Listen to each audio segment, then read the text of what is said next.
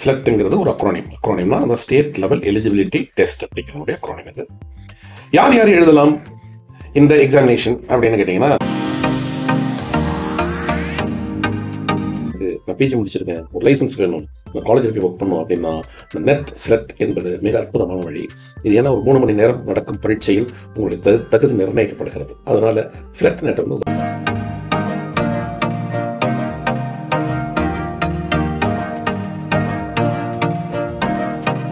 SLET வந்து ஒரே term தான், எவ்ரி இயர், ஒரு வருஷத்துக்கு பை இயர்ஸ் ஒன் டேர்ம். அது எந்த மாதம் அந்த பரீட்சை நடக்கும் அப்படின்னு கேட்டீங்கன்னா,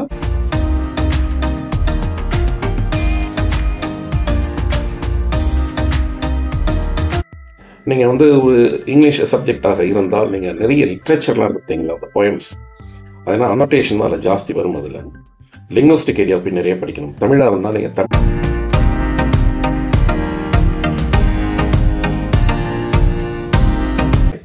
எக்ஸாமினேஷன் அப்பியர் ஆகிறதுக்கு அட்மிட் கார்டு வரும் இல்லையா, ஹால் டிக்கெட், அதெல்லாம் பிஃபோர் அ வீக் அல்லது பிஃபோர் அ மந்த் தான் உங்களுக்கு வரும். இந்த ஸ்லெட் எக்ஸாமினேஷன் சென்டர்ஸ்லாம் எங்கெங்கெல்லாம் போடுவாங்கன்னா,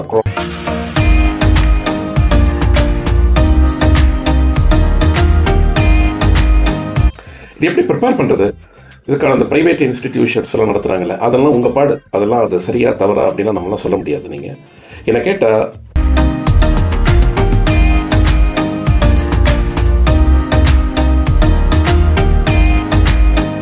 இந்த OMRல வந்து உதாரணத்துக்கு இப்போ 150 கேள்விகள் வந்து 76வது கேள்வியும் 77வது கேள்வியும் அது 114வது கேள்வியும் நீங்கள் அட்டன் பண்ணல, அப்புறமா அட்டன் பண்ணிக்கலான்ட்டு மறந்துட்டு வந்துட்டீங்கன்னா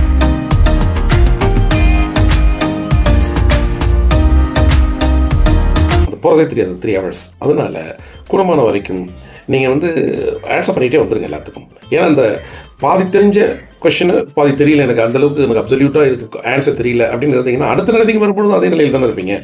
நிச்சயமாக 3ஆம் முறை நீங்கள் திருப்பி வந்தாலுமே கூட அதே நிலையில் தானே இருக்க போறீங்க. அதனால் அப்பவே நீங்கள்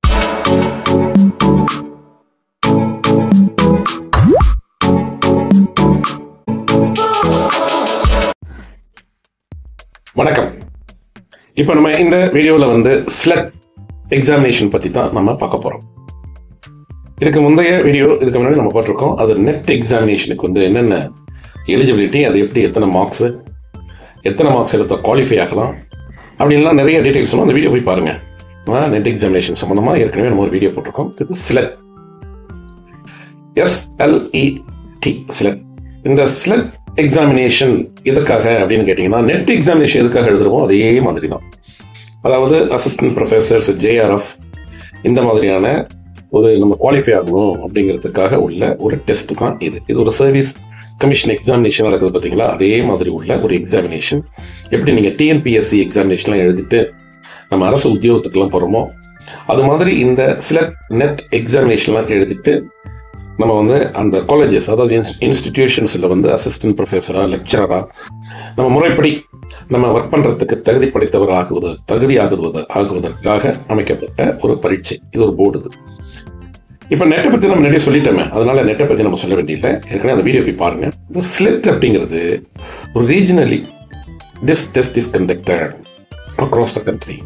ஒரு மாநிலத்திலையும் இந்த ஸ்லெட் எக்ஸாமினேஷன் நடக்கும். அது மாநிலத்தினுடைய அரசு நிர்வாகத்திற்கு உட்பட்டது. அதனால தான் ஸ்டேட் லெவல் எலிஜிபிலிட்டி டெஸ்ட் அப்படிங்கிறனுடைய ஷார்ட் ஃபார்ம் அப்ரிவியேஷன் தான் ஸ்லெட் அப்படிங்கிறது, அக்ரோனிம். அது ஸ்லெட்டுங்கிறது ஒரு அக்ரோனிம்னா அந்த ஸ்டேட் லெவல் எலிஜிபிலிட்டி டெஸ்ட் அப்படிங்கிறனுடைய அக்ரோனிம். இது யார் யார் எழுதலாம் இந்த எக்ஸாமினேஷன் அப்படின்னு கேட்டிங்கன்னா, இதை வந்து பிஜி முடித்தவங்க எழுதலாம், யூஜி முடித்தவங்க எழுத முடியாது.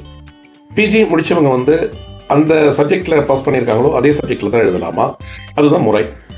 இல்லை நீங்கள் வந்து கிராஸ் மேஜர் பண்ணுவாங்க இல்லையா சில பேர், அது மாதிரி நீங்கள் இந்த ஸ்லெட்டில் வந்து கிராஸாக எழுதலாம். நீங்கள் you may be eligible to right, but the questions would be irrelevant to you. அதனால உங்களுக்கு அதிக மதிப்பெண்கள் எடுக்க வாய்ப்பு இருக்காது. ரெண்டாவது, இப்போது நீங்கள் ஒரு MA தமிழ் முடிச்சுட்டு அல்லது MA இங்கிலீஷ் முடிச்சுட்டு அந்த MA தமிழ் அல்லது MA இங்கிலீஷ் ரெலவெண்ட்டாக என்ன சப்ஜெக்ட்ஸ் இருக்கோ அதை நீங்கள் சூஸ் பண்ணி எழுதுறது தான் உத்தமம். மற்றபடி மற்ற இதெல்லாம் எழுத முடியாதா அப்படின்னா எழுதலாம். நீங்கள் நிச்சயமாக எழுதலாம். அதுக்கு நீங்கள் வந்து ஹிஸ்ட்ரி படித்தவங்க வந்து நான் ஏற்கனவே சொன்னேன், சோசியல் ஒர்க் பண்ணலாமா, பண்ணலாம். நீங்கள் அது MSW மட்டும் தானே, MSW முடிச்சிருந்தா தானே சோசியல் ஒர்க் கேட்டகரி வந்து எழுத முடியும், சப்ஜெக்ட் எழுத முடியும். அப்படின்லாம் இருக்கா? அப்படிலாம் இல்லை. நீங்கள் ஹிஸ்ட்ரி முடிச்சுட்டு நீங்கள் வந்து சோசியல் ஒர்க் எழுதலாம். இருந்தாலும் கூட உங்கள் சப்ஜெக்ட் என்னன்னு பாருங்கள், அந்த சப்ஜெக்டில் ரெலவெண்ட்டாக எழுதுனீங்கன்னா தான் அந்த சப்ஜெக்ட் உள்ள போயிட்டு இருந்தீங்கன்னா தான் உங்களுக்கு நல்லது. இது 2 விதத்தில் நல்லது. ஒன்று, எக்ஸாமினேஷனில் கேட்கப்படும் கேள்விகள் எல்லாம் உங்களுக்கு தகுந்தது, உங்களுக்கு தெரிந்த கொஸ்டின்ஸ்லாம் வரும் நீங்கள் படித்த சப்ஜெக்ட். இரண்டாவது என்னன்னு கேட்டிங்கன்னா, பிளேஸ்மெண்ட்டுக்கு போகிறீங்கன்னு வச்சுங்க. ஒரு வேளை நீங்கள் பாஸ் ஆகி குவாலிஃபை ஆகிட்டீங்க, மேலே போகிறீங்க. போகும்பொழுது நீங்கள் பிஜி ஒரு சப்ஜெக்டில் இருக்குது, ஆனால் உங்களுடைய செலக்ட் எக்ஸாமினேஷனுடைய குவாலிஃபிகேஷன் வேறு சப்ஜெக்டில் இருக்குது அப்படின்னாலே ஏதோ ஒரு டாக்குமெண்டேஷனுக்காக ஒன்று எடுத்துக்கலாமே ஒழிய அது முறைப்படி ஆகாது. ஆமாம், இப்போ எம்ஏ இங்கிலீஷ் முடிச்சுட்டு செலக்ட் இங்கிலீஷ் முடிச்சிருந்தாங்கன்னா தான் ஒரு கன்சர்ன் உங்களை அப்பாயின்மெண்ட் பண்ணுறதுக்கு முன் வரும். அதனால நீங்கள் என்ன ரெலவெண்ட் சப்ஜெக்டோ அதில் எழுதுறது தான் நல்லது. எலிஜிபிள் என்ன? எலிஜிபிள் நெட் மாதிரி தான் இதுலேயும் செலக்ட்லேயும். நீங்கள் பிஜியில் 55% you should have attained minimum 55% இந்த கன்சர்ன் சப்ஜெக்ட், இந்த சப்ஜெக்ட் கன்சர்ன். வேறு ஏதாவது கன்செஷன் ஏதாவது இருக்குது? அதில் இருக்குது. யாருக்கு இருக்குது அப்படின்னு கேட்டிங்கன்னா, ஓபிசி, எஸ்சி, எஸ்டி, பிடபிள்யூடி அப்படிம்பாங்க, அதாவது அந்த ஃபிசிக்கலி சேலஞ்ச், டிரான்ஸ்ஜெண்டர், இவங்களுக்கெல்லாம் கன்செஷன் உண்டு. 5% கன்செஷன் உண்டு. 50 மதிப்பெண்கள் எடுத்தால் போதும். பிஜியில் நீங்கள் மினிமமே 50 எடுத்தால் தான் நீங்கள் அங்கேயே குவாலிஃபை ஆவீங்க. 50க்கு மேலே 48% எடுத்தால் நீங்கள் பிஜி முடிச்சிருந்திருக்க முடியாது. ஆக மினிமம் மார்க் உங்கள் பிஜியில் என்ன இருக்கோ அது எலிஜிபிள் இதுக்கு, நீங்கள் செலக்ட் எக்ஸாமினேஷன் எழுதுறதுக்கு. ஆனால் அந்த ரிசர்வேஷன் கம்யூனிட்டியில் இருக்கணும். நீங்கள் ஜென்ரலாக இருந்தால் 55% இருக்கணும். நீங்கள் 55 விழுக்காடுக்கு மேலே இருந்தால் தான் 55.0 அல்லது 55.1 இருக்கணும். நீங்கள் 54.9 இருந்தால் நீங்கள் ஜென்ரலாக இருந்தால் இந்த எக்ஸாமினேஷன் எழுத முடியாது. சரிங்களா? இது எப்போ நடக்குது? நெட் எக்ஸாமினேஷன் ஒரு இயருக்கு 2 டேர்ம்ஸ் நடக்குது. அது மாதிரி தான் செலக்டா அப்படின்னா அல்ல. செலக்ட் ஒரே டேர்ம் தான், எவ்ரி இயர், ஒரு வருஷத்துக்கு இயர்ஸ் 1 டேர்ம். அது எந்த மாதம் அந்த பரீட்சை நடக்கும் அப்படின்னு கேட்டிங்கன்னா, அது மார்ச் மாதத்தில் அந்த எக்ஸாமினேஷன் நடக்கும். அது என்னுடைய ப்ராசஸில் டிசம்பர்லேருந்து ஆரம்பிச்சிருவாங்க. டிசம்பர், ஜனவரி, பிப்ரவரி, இந்த 3 மாதத்துக்குள்ளேயே நீங்கள் அப்ளை பண்ணுறது. அப்புறம் அதில் அதை ஃபைன் டியூன்லாம் பண்ணுவாங்க, ஸ்ட்ரிக்ட்லாம் பண்ணுவாங்க.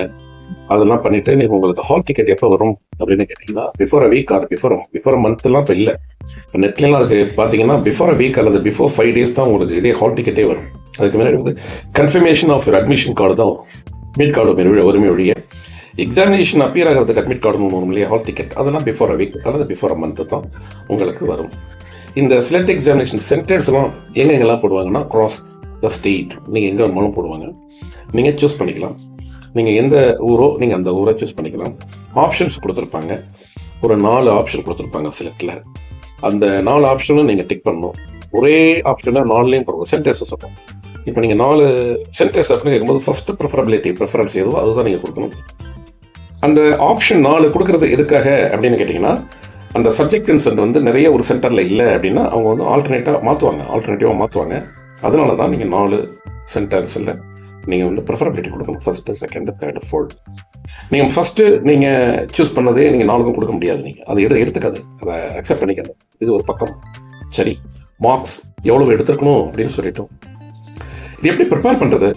இதுக்கான அந்த ப்ரைவேட் இன்ஸ்டிடியூஷன்ஸ் எல்லாம் நடத்துகிறாங்கல்ல, அதெல்லாம் உங்கள் பாடு, அதெல்லாம் அது சரியா தவறா அப்படின்னா நம்மளாம் சொல்ல முடியாது. நீங்கள் என்னை கேட்டால், நான் as for I am concern I would like to tell you, prepare நீங்கள் ஓன் ப்ரிப்பரேஷன் பண்ணிக்கிறது தான் நல்லது. நீங்கள் நிறைய படிக்கணும். நீங்கள் ஒரு இங்கிலீஷ் சப்ஜெக்டாக இருந்தால் நீங்கள் நிறைய லிட்ரேச்சர்லாம் எடுத்தீங்களா, அந்த போயம்ஸ், அதெல்லாம் அனோட்டேஷன் தான் அதில் ஜாஸ்தி வரும். அதில் லிங்குவிஸ்டிக் ஏரியா போய் நிறைய படிக்கணும். தமிழாக இருந்தால் நீங்கள் தமிழில் உள்ள காப்பியங்கள், இதிகாசங்கள், அந்த மாதிரி இலக்கண பகுதிகள் அதெல்லாம் கேட்பாங்க. திடீர்னு போய் அந்த ஸ்லெட்லாம் போயிட்டு சின்ன சின்ன கேள்வியெல்லாம் கேட்பாங்களா சார் அப்படின்னு கேட்டீங்கன்னா கேட்பாங்க. குற்றியொழுகுறம், இதில் எவை குற்றியொழுகுறம், குற்றியொழு இலிகரம்லாம் கேட்பாங்க. சாதாரண ஒரு ஸ்கூலிஷ் கொஸ்டினாக இருக்கே அப்படின்லாம் நீங்கள் பார்க்க முடியாது. நிறைய கேட்பாங்க. ஒரு சப்ஜெக்ட்டுக்கும் தகுந்த ரொம்ப டெப்த்தாக கேட்பாங்க. உங்களை கன்ஃபியூஸ் பண்ணி விடுறது அவங்களுடைய நோக்கம் அல்ல. நீங்கள் இதெல்லாம் இந்த விஷயம் புரிஞ்சு வச்சிருக்கீங்களா இல்லையா, ரொம்ப டெப்த்தான நாலேஜ் இருக்கா உங்களுக்கு இல்லையா அப்படிங்கிறத பரிசோதிப்பதற்காக வடிவமைக்கப்படும் கேள்விகள் தான் அவை. இதில் அந்த கொஸ்டின்ஸ் எல்லாம் ப்ரிப்பேர் பண்ணுறவங்க எப்படின்னு கேட்டிங்கன்னா, ரொம்ப they have prepared those questions so intelligently. நீங்கள் நம்ம நினைக்கிற மாதிரி ஒரு சாதாரண பரீட்சையில் உள்ளது மாதிரிலாம் அந்த கேள்விகள் இருக்காது. இந்த 4 ஆப்ஷன் பார்ப்பீங்க கீழே, இந்த வேறு 4 கொஸ்டின். இதில் நீங்கள் எல்லாமே ஒரே மாதிரி இருக்கும் அப்படிங்கிறது. அதில் ஹவு டு அப்பியர் எக்ஸாமினேஷனுக்கு முன்னாடி எத்தனை பேப்பர் இதில் இருக்குது அப்படிங்கிறத பார்ப்போம். இதில் 2 பேப்பர் தான், first paper and second paper, 3 hours தான். ஆஸ் இட் இஸ் அந்த நெட்டில் என்ன இருக்கோ அதே மாதிரி தான் இதுலையும்.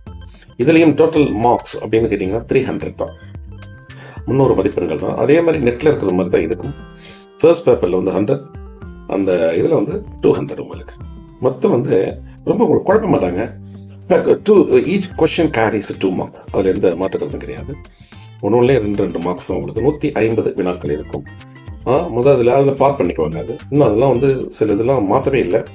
அநேகமாக நீங்கள் அப்டேட் பண்ணிக்கணும். இப்போல்லாம் எப்படி அந்த கொஸ்டின்ஸ்லாம் அந்த மோட் எப்படி இருக்குன்னு பார்த்துக்கணும். நீங்கள் எப்படி அந்த எக்ஸாமினேஷன் நம்ம வந்து ஆன்சர் பண்ணுறது அப்படின்னா, நல்ல அப்சல்யூட்டாக உங்களுக்கு நான் கொஸ்டின் அப்படியே நான் கொஸ்டின்னா the answer for the question அப்படிங்கிறது இருந்தீங்கன்னா நீங்கள் அதை சூஸ் பண்ணுங்க. நீங்கள் டவுட்ஸ் இருந்ததுன்னா நீங்கள் அதை பெண்டிங் வச்சுட்டு ஒரு திருப்பி நம்ம பார்த்துட்டு எழுதுமே அப்படின்னா, இப்போ இந்த கம்ப்யூட்டர் சிஸ்டமேட்டிக் தான் நீங்கள் எக்ஸாம் எழுத போகிறீங்க. அதுமாரி டிஜிட்டலாக தான் எழுத போகிறீங்கிறதுனால நீங்கள் எந்தெந்த கொஸ்டின் அப்பியர் ஆகணுங்கிறது நீங்கள் காமிக்கணும் தான். ஒருவேளை OMR பென் அந்த மாதிரி டிக்கில் இருந்ததுன்னா நீங்கள் அதை பார்க்க முடியாது இல்லையா? அதுக்கு முன்னாடிலாம் அப்படி தான் உங்களுக்கு செலக்டும் சரி நெட்டும் சரி நீங்கள் மேனுவலாக OMRல ஃபஸ்ட்டு நீங்கள் அந்த டைட்டில் எழுதுறது மாதிரி எக்ஸாமினேஷன் அப்பியர் ஆகிறதும் OMRல தான் இருக்கும். இந்த OMRல வந்து உதாரணத்துக்கு இப்போ 150 கேள்விகள் வந்து 76வது கேள்வியும் 77வது கேள்வியும் அது 114வது கேள்வியும் நீங்கள் அட்டன் பண்ணல, அப்புறமா அட்டன் பண்ணிக்கலான்ட்டு மறந்துட்டு வந்துட்டீங்கன்னா நீங்கள் தான் போய்ட்டு தேடி போய் முன்னாடி எதெல்லாம் நம்ம ஆன்சர் பண்ணியிருக்கணும் பார்க்குற மாதிரிலாம் இருக்கும். இப்போ இந்த கம்ப்யூட்டிங்கில் எப்படி அப்படின்னு கேட்டிங்கன்னா, ஆன்சர் தோஸ் யூ ஹவன்ட் ஆன்சர்னு ஒன்று காமிக்கும். அது நீங்கள் காமிச்சிங்க, அது பார்க்கணும். அதில் நீங்கள் அது ஒரு வாய்ப்பு நமக்கு. இப்போ அதை போய் நீங்கள் ஆன்சர் பண்ணலாமா? இது எதுக்கு சொல்கிறேன் அப்படின்னு கேட்டிங்கன்னா, சில கொஷின்ஸ் வந்து அப்சல்யூட்லி நோன் கொஷின் அப்படின்னு இருக்கும், இதில் ஆஃப் ஆட்லி நோன் கொஷின் அப்படின்னு இருக்கும். Simply I have doubt to answer for this question அப்படின்னு உங்களுக்கு நான் சொல்ல சிஸ்டமில் வராது, உங்களுக்கு மனசுக்குள்ளே இருக்கும். இப்போ நீங்கள் அப்சல்யூட்லி நோன் கொஷின்ஸ்லாம் வந்து நீங்கள் ஃபஸ்ட்டு ஆன்சர் பண்ணிவிட்டு அப்புறம் திருப்பி போயிட்டு அந்த ஆஃப் ஆட்லி இப்படிலாம் பண்ணலாமாலாம் சில இதில் ட்ரைனிங் சென்டர்லாம் சொல்லி கொடுப்பாங்க. அப்படிலாம் பண்ணிங்கன்னா உங்களுக்கு டைம் போயிடும். 3 hours போகிறதே தெரியாதுங்க. சினிமா மாதிரி சில போர் அடிக்கிற சினிமா கூட உங்களுக்கு வந்து டைம் போகிறது தெரியும். உங்களுக்கு ஐயா என்ன போர் அடிக்கிறது, இது அப்படி இல்லை. நீங்கள் if you are a very good student, enthusiastically just you are appearing that select examinations, you will be eager. If you are eager to write that examination, surely the time will fly. ஆமாம், அது போகிறதே தெரியாது 3 hours. அதனால கூடமான வரைக்கும் நீங்கள் வந்து answer பண்ணிகிட்டே வந்துடுங்க எல்லாத்துக்கும். ஏன்னா அந்த பாதி தெரிஞ்ச கொஷினு பாதி தெரியல, எனக்கு அந்தளவுக்கு எனக்கு அப்சல்யூட்டாக இதுக்கு ஆன்சர் தெரியல அப்படின்னு இருந்தீங்கன்னா அடுத்த நிலை நீங்கள் வரும்பொழுது அதே நிலையில் தானே இருப்பீங்க. நிச்சயமாக 3ஆம் முறை நீங்கள் திருப்பி வந்தாலுமே கூட அதே நிலையில் தானே இருக்க போகிறீங்க. அதனால் அப்பவே நீங்கள் முடிவெடுத்துக்கிறது நல்லது. கொஞ்சம் சிந்திச்சு முடிவெடுத்துக்கிறது நல்லது. ரொம்ப சிந்திக்கிறேன் அப்படின்ட்டு உட்காந்துருந்தீங்கன்னா டைம் போயிடும் உங்களுக்கு. அடுத்த கேள்விகள் உங்களுக்கு தெரிந்த கேள்விகளாக இருக்குங்கிறதுனால தான் இதை அவங்க சொல்கிறது. என்ன சொல்கிறது, மோர் அன்னோன் கொஸ்டின்ஸில் நீங்கள் ஆன்சர் பண்ணிவிட்டு அப்புறமா உங்களுக்கு வந்து டவுட்ஃபுல் கொஸ்டின்ஸ்லாம் வந்து நீங்கள் அப்புறமா அப்பியர் ஆகலாம் அப்படிங்கிறது. அதில் உங்கள் பாடுங்க. அது நீங்கள் எக்ஸாம் எழுதுகிற நீங்கள் என்ன உங்களுக்குன்னு ஒரு இயற்கையான ஒரு நாலேஜ் அறிவு இருக்கும். அதன்படி தான் நீங்கள் அதில் அப்பியர் ஆகணும். சரியா? இதில் எப்படி குவாலிஃபை ஆகிறாங்க, என்ன மார்க் எடுக்கணும் அப்படின்னு கேட்டிங்கன்னா, நிச்சயமாக அதே தான் 40% எடுக்கணும். நீங்கள் 40% எடுத்தால் தான் you are qualified. I mean, you can be going for further. இதுக்கு அந்த எக்ஸாமினேஷன்லாம் நீங்கள் போகலாம். நீங்கள் அதே போலவே அந்த 35 விழுக்காடு யாருன்னா அந்த SC ST OBC physically challenge transgender அவங்களுக்கு வந்து 35 மார்க்ஸ் எடுத்திருந்தாங்கனால நெட்டில் குவாலிஃபை. நான் சொல்கிறது நெட்டில் எடுக்க போகும் மார்க்கை சொல்கிறேன். ஏன்னா போன வீடியோவில் கூட கேட்டாங்க, நீங்கள் 35-40 சொன்னீங்களே பிஜிலையா? அதெல்லாம் இல்லை, பிஜியில் தான் சொல்லிட்டேன் முன்னாடியே. 50% இருக்கணும் அந்த ரிசர்வேஷனுக்கு, 55% இருக்கணும் ஜென்ரல். இதுக்கு நீங்கள் செலக்ட் ஆர் நெட் எதை நீங்கள் அப்பியர் ஆகணும். இதில் வந்து நீங்கள் மார்க்ஸ் குவாலிஃபை ஆகிறது எத்தனை மார்க் எடுத்தாங்க நெட்டில் அந்த செலக்டில் வந்து பாஸ் அப்படின்னு கேட்டிங்கன்னா 40%, 35% ஃபார் ரிசர்வேஷன் கம்யூனிட்டி. அவ்வளோதான். நீங்கள் அந்த சர்டிஃபிகேட் என்டோஸ்மெண்ட் அதெல்லாம் இல்லை, உங்களுக்கு எல்லாம் ஆன்லைன் தான். இப்போ அடுத்தபடியாக என்னன்னு கேட்டிங்கன்னா, முக்கியமாக ஆதார் ரொம்ப very very important. There concerning particularising as giving importance for Aadhaar number. இந்த பேஸ்ட் ஆன் ஆதார் நம்பரை அவங்க வந்து whether you have appeared previously this examination or not அப்படிங்கிற விஷயங்கள்லாம் கண்டுபிடிக்கிறதுக்காக தெரிஞ்சுக்கிறதுக்கு கண்டுபிடிக்கிறது இல்லை, அதெல்லாம் தெரிஞ்சுக்கணும். உங்களுடைய அப்டேஷன் நீங்கள் என்னென்ன அப்டேட் பண்ணுறீங்க அப்படிங்கிறதெல்லாம் வந்து த்ரூ ஆதாரில் வந்து தெரிஞ்சுக்கலாம். அது அதனால் ஆதார் கேட்டாங்கன்னா அதனால் நீங்கள் ஆதார் கொடுக்கறதுக்குலாம் ஒன்றும் மறுக்க வேண்டியது. நீங்கள் அவங்க நம்பரெல்லாம் வச்சு ஒன்றும் செய்ய போகிறது இல்லை.